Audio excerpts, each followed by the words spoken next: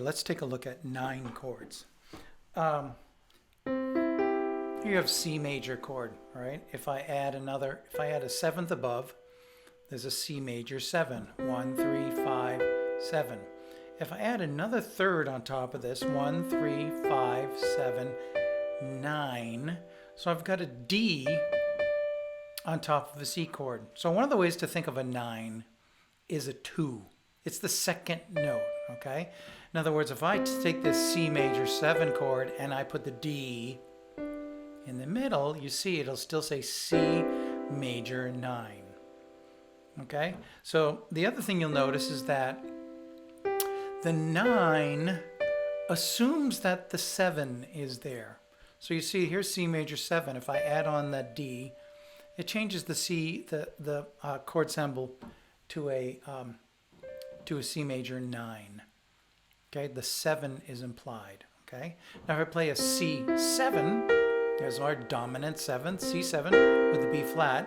Again, if I add a D to it, it's a C9. Okay, so here's C major 9, it's got the 7th in it. C9, it's got the 7th in it. Now what happens if I don't have the 7th in it? So what happens if I play a C chord and I put a D in it? It's called an add 9. Again, I could put that up at the top or I could put it in the middle. Okay, so here's a C add 9, right? It's a nice sort of sound. Now the other thing is that if I get rid of the C with the right hand,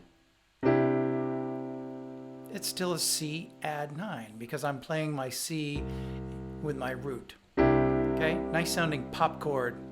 So I'm just playing D, E, G with the C in the left hand. Okay, so same thing as if I play this big C major 7, 9, but I let go of the C on the bottom and I play it down in the left hand with the root C major 9. You notice how I'm not playing the middle C with my right hand. Then I can play inversions of this. So I could play the D on the bottom, okay, or I could play the B on the bottom. So this is a nice voicing inversion of this major 9 chord where I'm playing B, D, E, G, but I'm playing the C in the left hand, the root. Okay, there's a C major 9.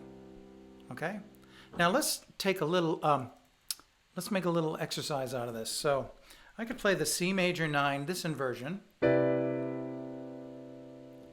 in the bass, E, G, B, D, and then I could move the top 2 notes a whole step down, and that becomes an F major 9.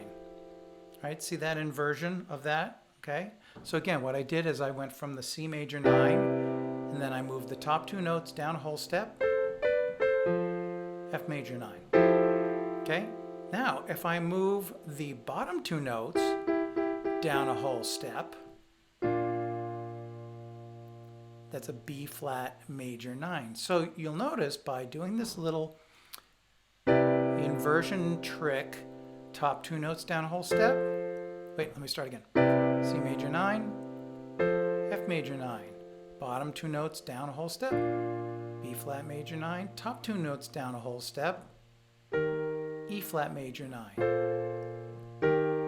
Okay, basically what I'm doing is I'm going through my circle of fourths, going by fourths. Okay, so let's take this whole progression here.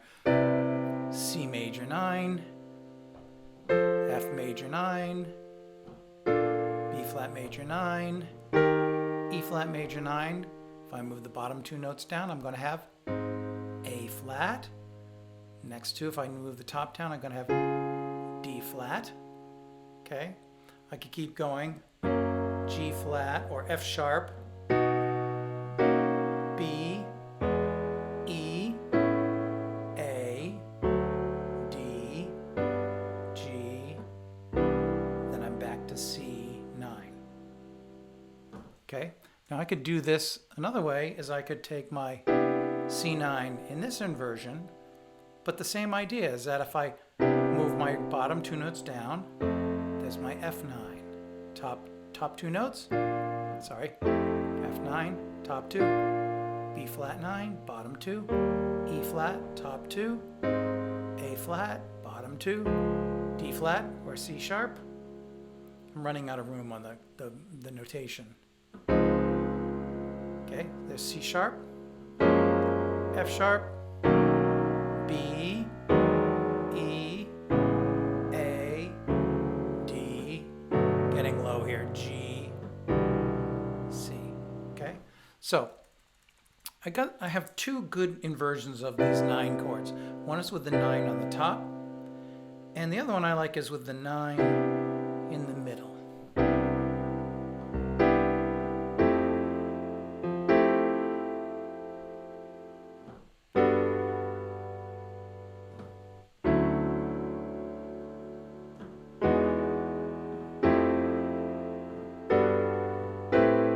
Okay, so play around with those 9 chords.